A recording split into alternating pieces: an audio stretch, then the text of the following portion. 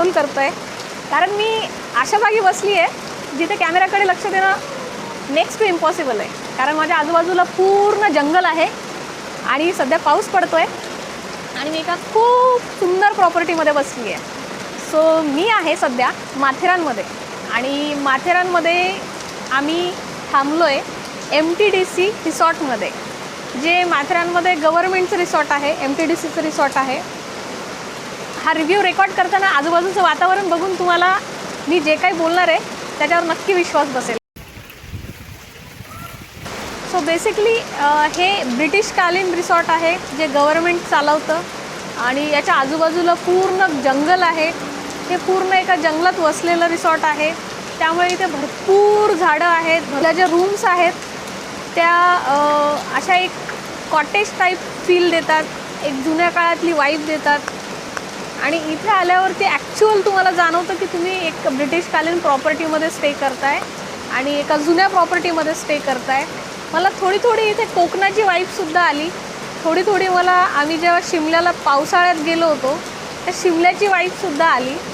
एकंदरीतच जेव्हा तुम्ही एंटर करता माथेरानमध्ये तेव्हा राईट साईडला अगदी एंट्रन्सला गेट ओलांडलं की ही प्रॉपर्टी आहे. जेव्हा तुम्ही खालनं लांबचा प्रवास करून येता तेव्हा तुम्हाला ॲडिशनल वेट करायची गरज पडत नाही तुमच्या प्रॉपर्टीपर्यंत जाण्यासाठी. तुमची जी प्रायव्हेट व्हेकल आहे ती दस्तुरी नाक्यापर्यंतच येऊ शकते. माथेरानला एंटर होण्याच्या आधीच तिथे पार्किंग आहे प्रायव्हेट व्हेकलची, तिथेच तुम्हाला तुमचं व्हेकल सोडावं लागतं आणि तिथून आतमध्ये आल्यानंतर इथून पुढची जी काही म्हणजे इथून पुढचं जे काही तुम्हाला माथेरान एक्सप्लोअर करायचं आहे ते इधर घोड्यावर होऊ शकतं, ई-रिक्षाने होऊ शकतं किंवा पायी होऊ शकतं. तेव्हा तुम्ही माथेरानमध्ये एंटर करता पहिला जो तुमचा स्टॉप आहे तो अमन लॉज आहे आणि अमन लॉजवरनं तुम्ही टॉय ट्रेन घेऊन वरती मार्केट प्लेसला जाऊ शकता आणि तिथून पुढे मग बाकीचे सगळे पॉईंट्स आहेत. तर होतं काय माहिती का की जर आपली प्रॉपर्टी आतमध्ये मार्केटमध्ये असेल तर तुम्हाला एनी हाऊ येण्याच्या आधी इकडे काहीतरी एक ऑप्शन शोधावा लागतो. ई-रिक्षा म्हणा, टॉय ट्रेन म्हणा, घोडागाडी म्हणा किंवा एक माणसाला घेऊन ते हातगाडीने घेऊन जातात. पण त्याच्यातले त्यात प्रॉब्लेम काय की घोडा जो आहे तो सगळ्यांना सुटेबल असेलच असं नाही आणि घोड्याचे चार्जेस 400 रुपये पर पर्सन आहे कमीत कमी. मॅक्झिमम ते ऑलमोस्ट 1000पर्यंतही जाऊ शकतात, डिपेंड की तुमची बार्गेनिंग स्किल कशी आहे. दुसरा आहे टॉय ट्रेन. जर तुम्ही फ्रायडे, सॅटर्डे, संडे असं विकेंडच्या दिवसात येणार असाल तर toy train is very difficult. मला ऑलमोस्ट 1.5 तास रांगेमध्ये राहावं लागलं. आईबाबांना एका वेटिंग रूम बसवलं होतं आणि तिथून पुढे 1.5 तास रांगेमध्ये उभं राहून आम्हाला तिकीट मिळाली. सो टॉय ट्रेन एक ऑप्शन आहे पण तो मार्केट प्लेसमध्ये म्हणजे प्लेसपर्यंतच पोहोचवतो तुम्हाला. तिसरं ऑप्शन आहे ई-रिक्षा. ई-रिक्षालासुद्धा भयंकर रांग असते, 2-2 तास रांगेत थांबावं लागतं. सो तिथून पुढे मग तुम्ही मार्केट प्लेसला गेल्यानंतर पुढचं एक्सप्लोरेशन सुरू होतं. आपल्यासारखी जी माणसं आहेत, कपल्स असतील किंवा यंग यूथ असेल, स्टुडंट असेल, ते पायी चालू शकतात. पण जर का तुम्ही तुमच्या आईवडिलांना, तुमच्या फॅमिलीला सोबत घेऊन जाताय, तुमच्याकडे लहान मुलं आहेत, त्या केसमध्ये पायी एक्सप्लोअर करणं पावसाळ्याच्या दिवसामध्ये थोडंसं अवघड होतं. त्याचं कारण असं आहे की खूप लांब पॉईंट आहेत. सुरुवातीचा एक खंडाळा पॉईंट आणि त्याच्यानंतरचा 1-2 पॉईंट सोडले तर बाकीचे पॉईंट खूप लांब आहेत.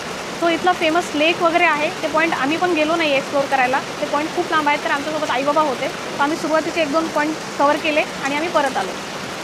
सो या सगळ्यांमध्ये हे सांगायचं कारण असं आहे की प्रॉपर्टी खूप महत्त्वाचा रोल प्ले करते जर का ती इनिशियल लेवललाच असेल. सांगायचं तात्पर्य ही प्रॉपर्टी का म्हणजे कन्व्हिनियंट जाते, कारण हे अगदी एंटर केल्या सुरुवातीलाच आहे. फ्रेश होऊ शकतो, आल्यावरती लगेज वगैरे ड्रॉप करू शकतो आणि मग आरामशीर आपलं एक्सप्लोरेशन करू शकतो.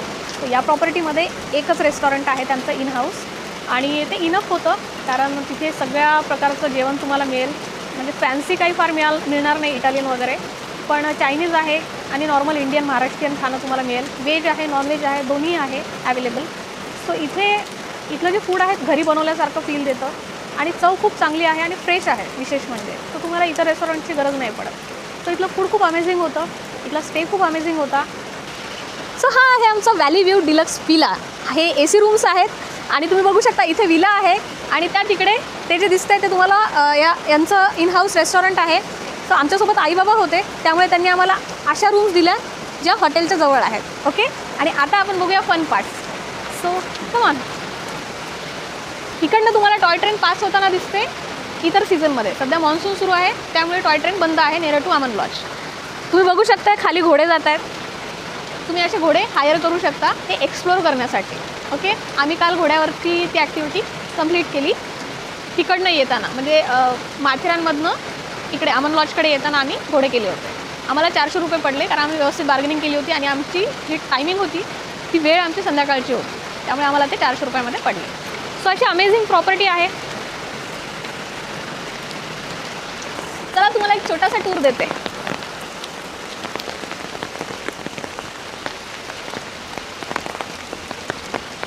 तुम्ही बघू शकताय माझ्या मागे हे पूर्ण जंगल आहे आणि इथे ऑलमोस्ट हे जर का तुम्ही झाड पाहिलं तर हे 5 वेगळी झाडं नाही आहेत. हे एकच झाड आहे, एकाच खोडातनं निघालं आहे आणि याचं खोड बघू शकता. याच्यावरनं तुम्हाला याची लाईफ कळेल. हे ऑलमोस्ट 200 वर्षाच्या वर जुनं झाड आहे आणि असेच भरपूर जुनी झाडं इथे आहेत आणि हा पूर्ण जंगल एरिया आहे की खऱ्या अर्थाने मान्सून सहल ठरू शकते. इथे तुम्ही कपल येऊ शकता, लहान मुलांना घेऊन येऊ शकता किंवा तुमच्या पॅरेंट्ससोबत येऊ शकता, फॅमिलीसोबत येऊ शकता. प्रत्येक कॅटेगरीसाठी हा परफेक्ट गेटवे आहे जर तुम्ही पुण्यावरनं किंवा मुंबईवरनं येत असाल तर. माझ्या हाताला माती लागली आहे. सो इथे राहत असताना मातीपासून वाचणं आणि मान्सूनमध्ये पावसापासून वाचणं अशक्य आहे. त्यामुळे सोबत येताना एक्स्ट्रा पेअर्स ऑफ क्लोथ्स घेऊन या. तुम्हाला भिजायची प्रचंड इच्छा होईल आणि तुम्ही भिजालही, म्हणजे तुमची इच्छा नसतानाही तुम्ही भिजाल. त्यामुळे तुम्हाला एक्स्ट्रा पेअर्स लागतील आणि येताना एक्स्ट्रा पेअर ऑफ शूज घेऊन या कारण शूज ओले होतात. शूजसोबत तुम्ही स्लीपर्स जर का कॅरी करत असाल तर ते बेस्ट आहे. ओके, आम्ही कॅरी केल्या नव्हत्या त्यामुळे आम्हाला काल शॉपिंग करावी लागली मार्केटमध्ये गेल्यावर. सो या येताना एक्स्ट्रा कपडे आणि एक्स्ट्रा पेअर ऑफ शूज किंवा स्लीपर्स घेऊन या. बाकी आम्हाला विचाराल तर आम्हाला प्रचंड ही प्रॉपर्टी आवडली आहे. आम्ही इतरांना रिकमेंड करू का तर हो, 100% आम्ही इतरांना रिकमेंड करू. आम्हाला कोणीतरी सजेस्टच केलं होतं, त्यांच्या सजेशनवर आम्ही आलो आणि आम्ही कम्प्लिटली अमेज्ड आहोत. काही गोष्टी बजेटनुसार आहेत, ज्याचं बजेटही जास्त नाही आहे. 3,500 रुपये पर रूम आम्हाला हे पडलं. 2 रूम आम्ही घेतल्या होत्या फॅमिली असल्यामुळे. सो बजेट अकॉर्डिंग ही प्रॉपर्टी ग्रेट आहे, खूप छान आहे. मॉन्सून गेटवेसाठी तुम्ही नक्की MTDC रिसॉर्टला कन्सिडर करू शकता जर का तुम्ही पावसाळ्यात माथेरानला येत आहे. हा व्हिडिओ आवडला असेल तर जास्तीत जास्त लोकांपर्यंत पोहोचवा आणि मलाही कळवा. जर का काही इम्प्रूव्हमेंट्स तुम्हाला वाटत असेल की मी कराव्या त्याही माझ्यापर्यंत पोहोचवा कारण माझी न्यू जर्नी आहे. ओके, सो काही खटकलं असेल तर मला कमेंटमध्ये सांगा. आवडलं असेल तर इतर लोकांसोबत शेअर करा. बाय.